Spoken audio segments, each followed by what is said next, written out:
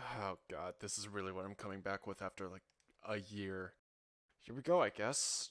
Good way to test the new mic. So Dunkey released a part 2 to his criticism of game critics. The first part is actually very well done. It's one of my personal favorites from him, but this new edition, it's a bit disappointing to say the least. It feels like Dunkey thinks this video is his big clapback against the haters for his Octopath Traveler review and his content overall, but really, it's so sloppy. It's so out of focus. It's so. Okay, I'm not just gonna go on a tangent about how bad it is. I'm gonna go point by point. I'm gonna play his video from the beginning and start from there. First of all, this is a really small thing in the video, but I just cannot get over how he used the fact that some people liked Metal Gear Survive as a way to support the idea that the video game community sucks. Like, just look at this. There were gamers out here defending Metal Gear Survive because we as a species are doomed to fail. It's like he thinks it's the wrong opinion, that they are objectively incorrect and are making a bad statement for the gaming community by being in support of this game. Look, I get that it sucks, and I agree with your points as to why, but when it comes down to it, they just like a game, dude. They made a video about it, they wrote paragraphs for it, and essentially all you had against that was... Nope, you are nitpicking and biased. I win, bye-bye. Moving on from that though, the main issue that I have with this video comes in the form of this clip. Remember when I reviewed Octopath Traveler? Ooh, those people were pissed. They wanted blood. They were out here saying Dunkey lied about a snail. Dunkey is a racist for not liking Octopath Traveler. Like, are you fucking kidding me?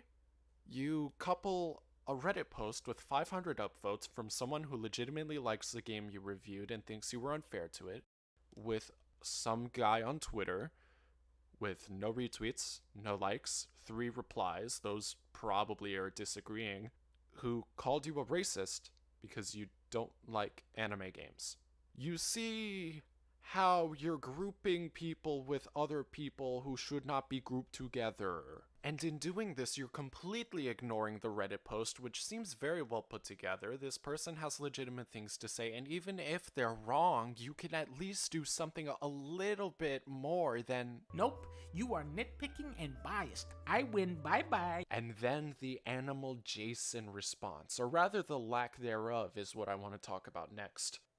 So here's how he formats the response to this video titled Dunkey is a Bad Critic. He plays a bunch of points from the video, calls him a 15-year-old. If you can't tell, this kid is probably 15, so please don't go and leave him a bunch of mean comments. And his only actual refutation is that Animal Jason was making a video about Dunkey's video on Octopath Traveler. And yet he states multiple times in the video that he himself has not played Octopath Traveler. The issue with this argument, especially the fact that it's Dunkey's only argument, is that Jason states up front. My issue with the video in question isn't that he bashes the game, but more so that he does it in a way that goes against everything he seems to believe about games criticism. And yet Dunkey uses his statements that he didn't play Octopath Traveler as some kind of big piece of evidence that he's going to use against him, and that's all he needs to prove his point wrong, and he can move on with his video. This really just shows a lack of understanding of what that guy was trying to say at all. He made 2 videos, a total of 36 minutes of commentary, trying to explain why Dunkey isn't very good at criticizing things. To which Dunkey responds with probably the worst criticism he's ever given, which basically just amounts to, Nope, you are nitpicking and biased. I win, bye-bye. What's even more baffling to me is what he does immediately after. The points that he actually takes time to rebut. And he succeeds, too. He makes a really good argument. But these are clearly not popular opinions. Most of these comments have 1 or 0 likes. The most is 15. And yet he gives the best point, the best argument in the video in a response to these people, without giving the people with 500 upvotes and tons of YouTube views the time of day. It's just such a clear disregard for the people who legitimately want to criticize him. It's such obvious low-hanging fruit, dude. Take time. Be thorough. Actually try. The entire point of these videos is to take critics to a higher standard than they're currently held to. And yet when it's your turn to dish it out, it's just so lazy. The first video had precise points. The end of this video, when it goes back to game journalism as a whole, that's good. That's good criticism. But it just... Before I end this video, I really just want to make a point to know that Dunkey really just screwed that guy over.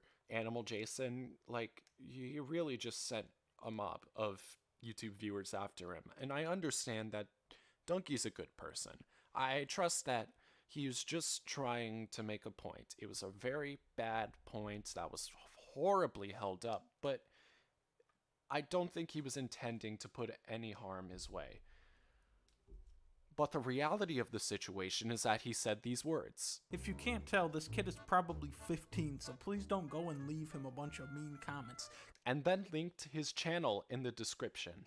I understand that you did that because you put his video in your video and you want to at least give him some credit, but have some self-awareness, dude.